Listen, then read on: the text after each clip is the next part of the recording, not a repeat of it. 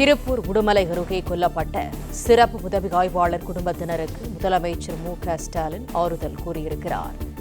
சிறப்பு உதவி ஆய்வாளர் சண்முகவேலின் உயிரிழப்பு தமிழ்நாடு காவல்துறைக்கும் அவரது குடும்பத்தினருக்கும் ஈடு செய்ய முடியாத பேரிழப்பாகும் என முதலமைச்சர் குறிப்பிட்டிருக்கிறார். அண்மை செய்தியாக நாம் பார்த்து வருகிறோம்.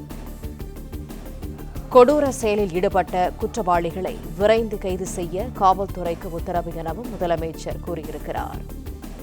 திருப்பூர் உடுமலை அருகே கொல்லப்பட்ட சிறப்பு உதவி ஆய்வாளர் குடும்பத்தினருக்கு முதலமைச்சர் மு.க.ஸ்டாலின் ஆறுதல் கூறியிருக்கிறார்.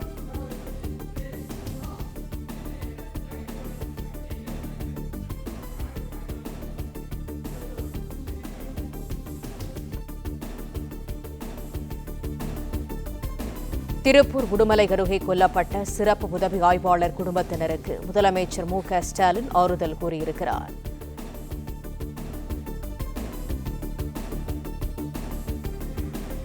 இது தொடர்பான கூடுதல் தகவல்களை தருகிறார் எமது செய்தியாளர் சரவணன். சரவணன், விவரங்கள் என்ன?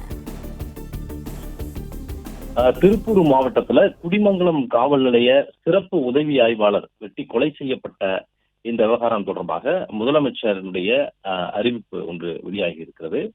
அவருடைய குடும்பத்தினருக்கு ஆறுதல் தெரிவித்திருக்கக்கூடிய முதலமைச்சர் நிதி உதவியும் அறிவித்திருக்கிறார். திருப்பூர் மாவட்டம் குடிமங்கலம் காவல் நிலையத்தில் சிறப்பு உதவி ஆய்வாளராக பணிபுரிந்து வந்த சண்முகவேல் 57 வயதான இவர் மற்றும் ஆயுதப்படை காவலர் அழகுராஜ் ஆகிய இருவருமே நேற்று இரவு 11 மணி அளவில் ரோந்து பணியின் பொழுது சிக்கனூத்து அருகில் தனியாருக்கு சொந்தமான ஒரு தோட்டத்து சாலையில நடந்த அடிதடி பிரச்சனை குறித்து விசாரிப்பதற்காக சென்றிருக்கிறார்கள். இந்த அடிதடி பிரச்சனையில் ஈடுபட்டிருந்த 3 பேர் சிறப்பு உதவி ஆய்வாளர் மற்றும் ஆயுதப்படை காவலர் இந்த இருவரையுமே துரத்தி சென்று அறிவாளர் வெட்டி இருக்கிறார்கள். இதுல இந்த சிறப்பு உதவி ஆய்வாளர் சண்முகவேல் என்பவர் சம்பவ இடத்திலேயே உயிரிழந்து விட்டார். இது குறித்து அறிக்கை வெளியிட்டிருக்கக்கூடிய முதலமைச்சர் இந்த துயரமான செய்தியை கேட்டு தெரிவித்திருக்கிறார். அது மட்டும் இல்லாமல் சிறப்பு உதவியாளர் சண்முக சுந்தரம் அவருடைய உயிரிழப்பு தமிழ்நாடு காவல்துறைக்கும் அவருடைய குடும்பத்தினருக்கும் ஈடு செய்ய முடியாத பேரிழப்பு என்றும் இந்த கொடூர செயலில் ஈடுபட்டிருக்கக்கூடிய குற்றவாளிகளை விரைந்து கைது செய்ய காவல்துறையிற்கு உத்தரவிட்டிருக்கிறேன் என்றும் முதலமைச்சர் குறிப்பிட்டிருக்கிறார்.